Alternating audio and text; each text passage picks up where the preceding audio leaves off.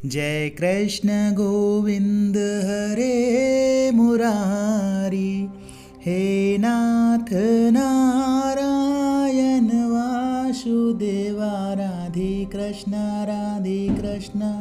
राधे राधे राधे कृष्ण। ओम नमो नारायण, ओम नमो भगवते वासुदेवाय। जय श्री कृष्णा, राधे राधे, जय माता दी, हर हर महादेव, जय भोलेनाथ।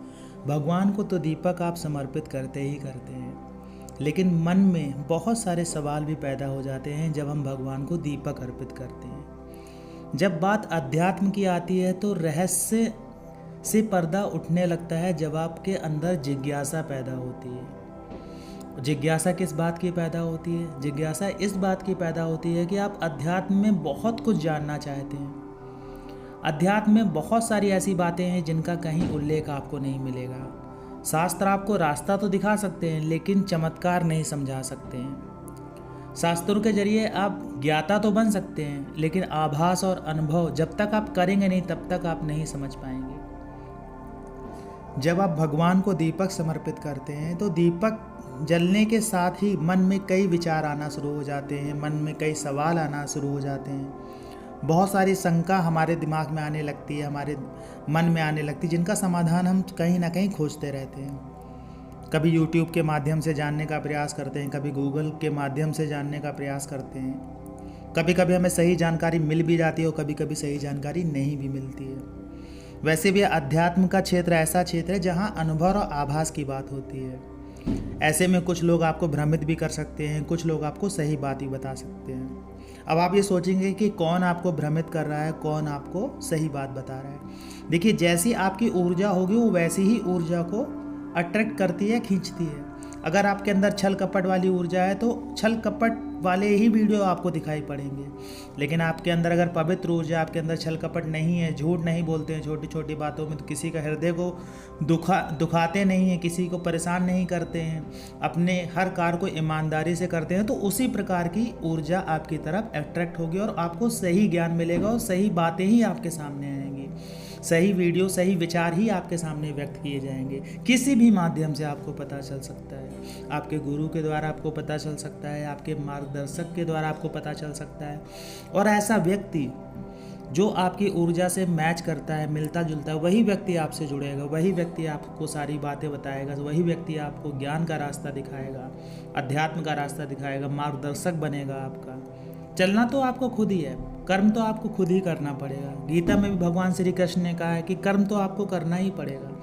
कर्म के लिए आपको पूरी छूट है, कर्म आपके रहेंगे और फल फिर वही मिलेगा जो ऐसा आप कर्म करेंगे। तो दीपक जब हम अर्पित करते हैं, भगवान को समर्पित करते हैं, तो दीपक की बाती कभी कभी क्या होती है, बहुत अच्छे से जलती है। और कभी कभी ऐसा होता है कि बहुत प्रयास करते हैं, जलाते हैं, जलती है, बुझ जाती है। कभी कभी ऐसा होता है कि दीपक की बाती पूरी जल जाती है और जल के भस्म हो जाती है। और कभी कभी ऐसा होता है कि दीपक आधा ही बुझ जाता है, घी या तेल उसमें आधा बचा रह गया और बाती आपकी धीरे धीरे करके जल गई और बुझ गई। उसमें तेल या तो चढ़ेगा नहीं, घी या तो चढ़ेगा नहीं। इस प्रकार से भी आपके साथ में होता होगा। यही सब बातें देख के आपके मन में विचार भी पैदा होने लगते हैं कि आखिर ऐसा क्यों होता है, आखिर क्यों हमारे दीपक कभी बहुत अच्छा जल जाता है और कभी अच्छे से नहीं जल पाता है। देखिए, अग्नि धन से संबंधित परेशानियों को, धन से संबंधित लाभ को प्रदर्शित करती है।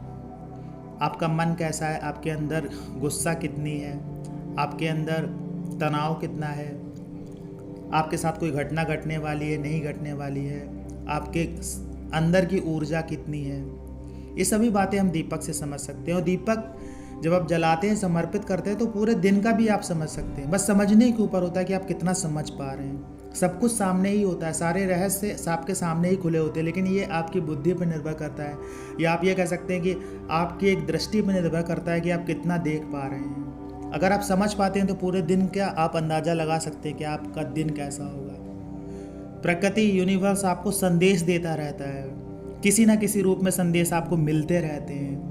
आप उन संदेशों को अगर समझ जाते हैं तो अपने जीवन को बदल सकते हैं। अगर आपका दीपक पूरा अच्छी तरह से जल जाता है, बाती जल के भस्म हो जाती है, तो निश्चित मान लीजिए कि पूरा दिन आपका अच्छा जाएगा।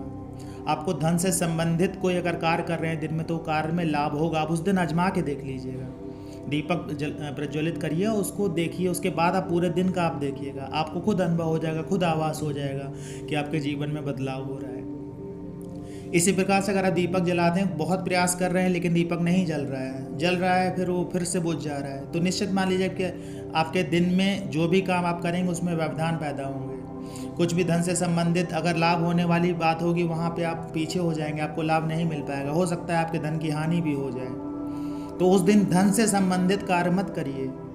इसी प्रकार से अगर आप दीपक जलाते हैं और पूरी बाती नहीं जल के आधी बाती जलती होगी, आधा रह जाता है, तेल आधा रह जाता है, तो उसका क्या अर्थ निकालें? उसका अर्थ ये होता है कि आप जो भी कार्य करेंगे वो संपूर्ण नहीं हो पाएगा, पूरी तरह से ख़त्म नहीं हो पाएगा, आधे अधूरे में आपकी चीज़ें अटक जाएंगी। कोई भी अगर आप खरीदारी कर रहे हैं तो आधे अधूरे में अगर सामान लेके आ गए, आपने सब कुछ सही किया लेकिन घर में आके देखा वो सामान ख़राब निकला, मतलब कहने का अर्थ होगा आपका पैसा फंस जाएगा, फंसने वाली बात हो जाती है। आप किसी को उधार दे रहे हैं, उस दिन अगर आपने किसी को उधार दिया आपका पैसा फंस जाएगा, निश्चित मान लीजिए। आप कहीं जा रहे हैं, हो सकता है आपके साथ छोटी मोटी चोट लग जाए, आपको इस तरह से भी आपके साथ में हो सकता है। तो अग्नि आपकी मजबूत होनी चाहिए। अब ये ऐसा नहीं है कि इसके लिए कोई ट्रिक होती है या कुछ होता है, हमें ट्रिक नहीं लगाना। ध्यान रखिए, पूजा में कभी ट्रिक मत लगाइए, जो चीज़ें होती हैं स्वयं ही होने दीजिए, क्योंकि फिर जो चीज़ें होती हैं स्वयं होंगी तो वो आपको संकेत देंगी। लेकिन अगर आप ट्रिक लगाएंगे तो ट्रिक लगाने के साथ में क्या होगा कि फिर वो चीज़ें प्राकृतिक रूप से आपको नहीं दिख पाएंगी। ज़बरदस्ती कोई चीज़ पैदा करने का, प्रकट करने का प्रयास मत करिए। दीपक में फूल बनता है तो उसको प्रकट करने का प्रयास मत करिए। स्वयं बनता है उसकी एक अलग बात है, कोई चीज़ स्वयं मिल जाती है आपको अलग बात है। 4 पत्ते वाला बेलपत्र आपको मिलता है, स्वयं मिलता है तो एक अलग बात होती है उसकी।